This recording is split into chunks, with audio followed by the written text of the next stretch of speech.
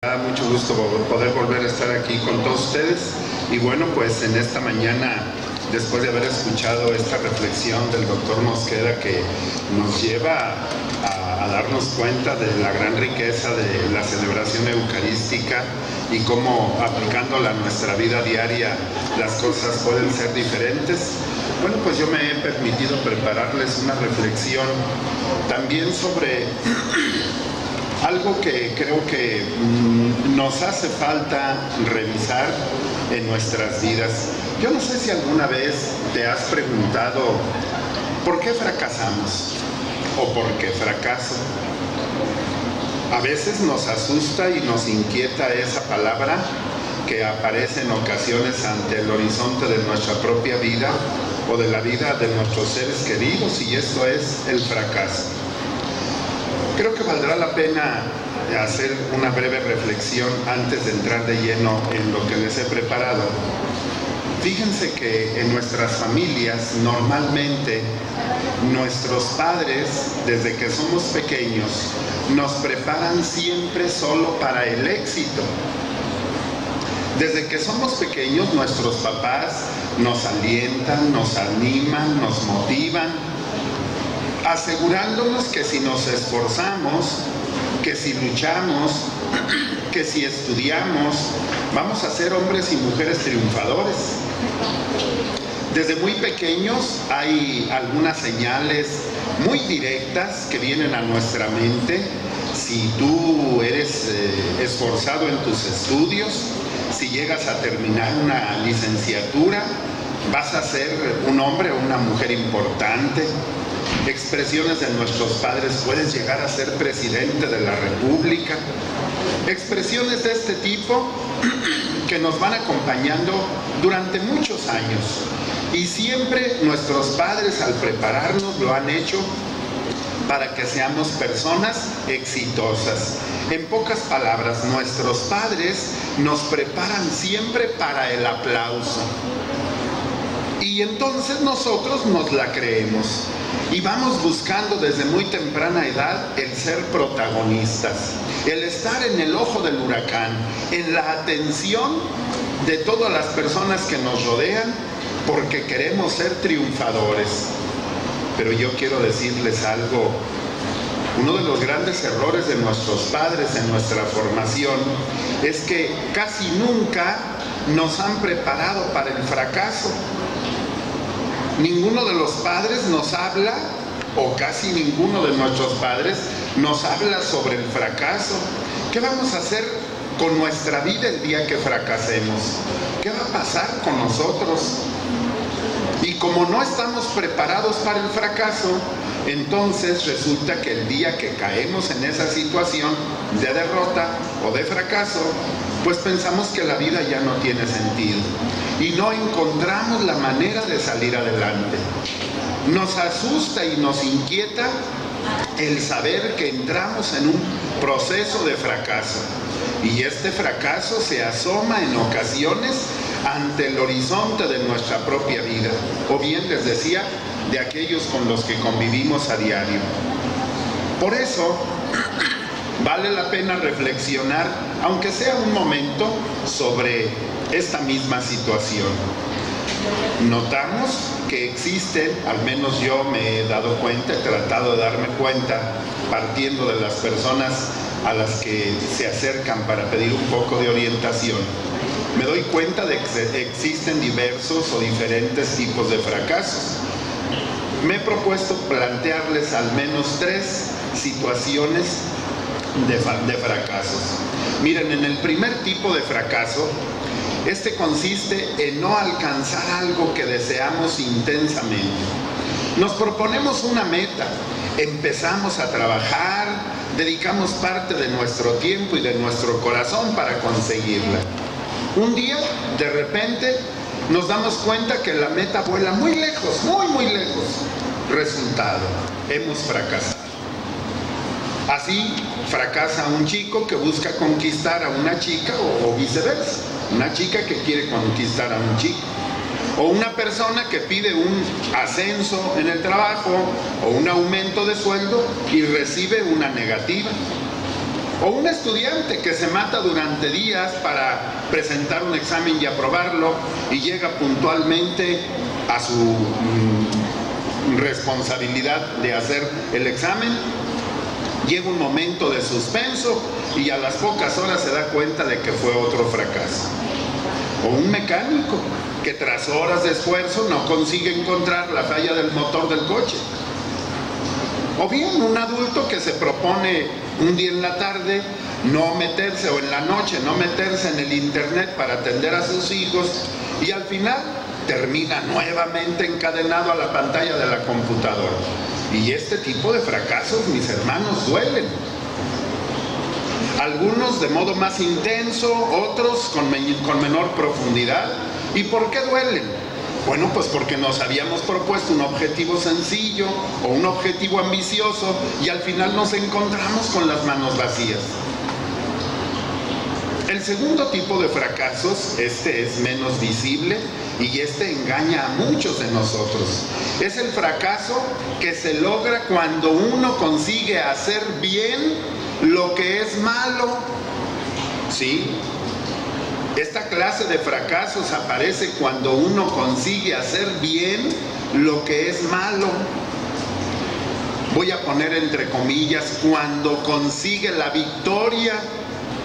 Esa victoria que le permite alcanzar deseos y proyectos bajos, mezquinos, pecaminosos. Quien engaña, por ejemplo, al esposo o a la esposa sin ser descubierto, lo decía el doctor Mosqueda hace un momento, tomando una reflexión de San Juan Pablo II. Quien engaña al esposo o quien engaña a la esposa sin ser descubierto, ¿acaso no te has sentido victorioso de poder hacerlo? ¡Ay, nadie me vio! ¡Nadie se enteró! Y es una victoria. ¿Y crees que fue una victoria cuando en el fondo ¿qué conseguiste? Un fracaso más en tu vida. Por otro lado, quien comete un robo perfecto, y aquí les va un saludito a mis amigos ladrones de mi casa, ¿sí? Porque sé que me escuchan 40 y tantas veces robando mi misma casa. Pues hombre, yo les decía a principio de año, oigan, pues ya tráiganme algo de regreso, ¿no? Espero que no sea robado lo que me llevo, ¿no? Pero ya tráiganme algo. Quien comete un robo perfecto no llena sus bolsillos de un dinero que satisface tantos deseos personales. ¿A poco no sabe a victoria? ¿Verdad que sí? Y sin embargo es un fracaso. Intuimos fácilmente que una victoria conseguida desde el mal es en el fondo un profundo fracaso. Cada vez que yo cometo un robo, en vez de pararme el cuello y decirme que soy importante, inteligente, lo único que estoy haciendo es caer en un nuevo fracaso. Porque el triunfador, el que realiza este tipo de situaciones, ha dañado su conciencia. Ha destruido, por otro lado, su integridad moral, que a lo mejor ya ni siquiera existe. Ha perjudicado a otros, tanto los que están cerca como los que están lejos. Se ha alejado de Dios y ha encendido una vela, ¿saben a quién? Al diablo. Sí, ese es el fracaso. En un aparente éxito, en una aparente victoria, cada vez que tú realizas una acción indebida, y sí, te estoy hablando a ti que en la conciencia ahorita te está golpeteando todas esas cosas malas que haces. Cada vez que haces algo indebido y que tú crees que eres tan listo y astuto que nadie se enteró, en ese momento vas y le prendes una veladora al diablo. Miren, viene a mi mente cuando colaboraba yo para esta empresa cementera que estuvo en nuestra ciudad tantos años. Los trabajadores eventuales de esa empresa pues solo tenían trabajo cuando había una descompostura muy grande en la empresa. Quiero decirles, allá había unos hornos enormes de casi 100 metros de longitud, en donde se preparaba, se calcinaban todos los componentes del cemento, y cuando se descomponía un horno, los trabajadores eventuales se llenaban de alegría. Y se llenaban de alegría porque había trabajo para ellos, 3 semanas, 4 semanas, 5 semanas, y eran sueldos extraordinarios. Entonces les convenía que se descompusiera alguna parte de la fábrica. ¿Y saben qué me decían los obreros eventuales? ¿Sabes qué, Charlie? Nosotros todo el mes le ponemos veladoras a San Antonio y a San Judas para que se descomponga algo en la fábrica. Porque si no se descompone algo, no trabajamos. Bueno, pues yo les digo a ustedes, tú que estás ahí conviviendo con tu familia y que todo está en orden y en regla aparente, ¿cómo está tu conciencia? ¿Cuántas cosas indebidas realizas creyendo que lo que haces es fabuloso? Eres muy listo, muy astuto, pasaste por encima del débil, le pisaste el cuello al más ignorante y lo has considerado una victoria. Y sin embargo, todo ese mal, todo ese daño que has hecho y que estás haciendo, es cada una de esas acciones, te repito, encenderle una vela al diablo. Y por desgracia, muchos de los que consiguen victorias en el mundo del pecado parecen satisfechos, incluso presumen de sus fechorías. Sobre ellos, la Biblia ofrece juicios muy severos, sea en algunos salmos o sea en el Nuevo Testamento. Su situación, además, es sumamente grave, porque disfrutan de sus logros hasta el punto de no reconocer el estado miserable en el que se encuentran.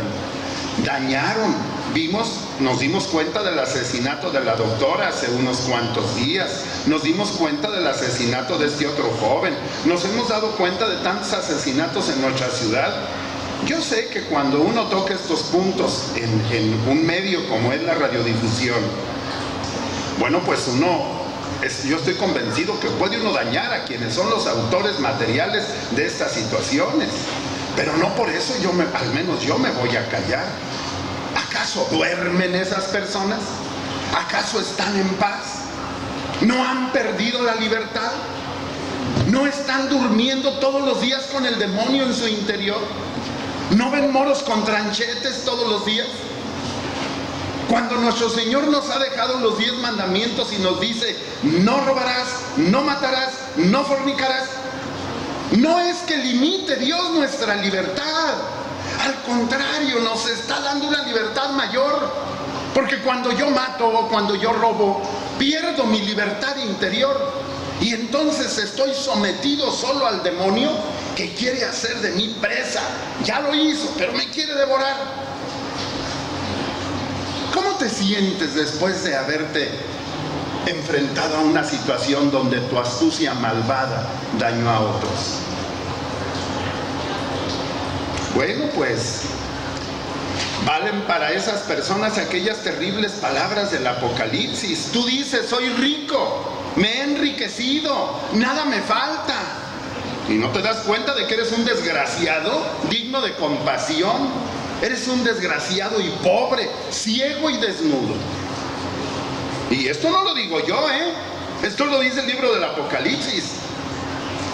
Sigue hablando Jesucristo en este libro y dice: te aconsejo que compres oro acrisolado al fuego para que te enriquezcas, vestidos blancos para que te cubras y no quede al descubierto la vergüenza de tu desnudez, y un colirio para que te des en los ojos y recobres la vista. Bueno, este es el segundo tipo de fracasos. Termino con este otro, mi último fracaso que normalmente lo vivimos.